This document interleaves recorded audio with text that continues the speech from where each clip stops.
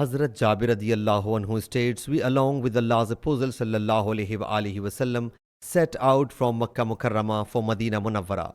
My camel got diseased. Then he narrated the aforementioned episode. The hadith says that he sallallahu alaihi wasallam said to me, sell me your this camel. I submitted, no. Rather that is yours, O Allah's Apostle sallallahu alaihi wasallam. He sallallahu alaihi wasallam said, no, sell me that camel. I submitted, I have to pay off 1 uqiyah gold of a man. You may buy it in exchange of it. He sallallahu alaihi wasallam said, I have taken it and you should go to Medina Munawwara on this camel.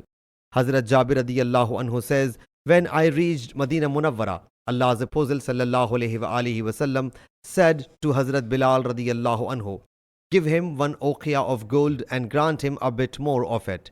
Hazrat Jabir radiyallahu anhu says, he gave me 1 uqiyah of gold and gave 1 qarat an addition. I said, what Allah's Apostle has bestowed on me will never part from me, and that gold always remained with me in my pouch until the Syrian army, Yazid's troops, snatched it from me. Sahih Muslim Hadees number 4077.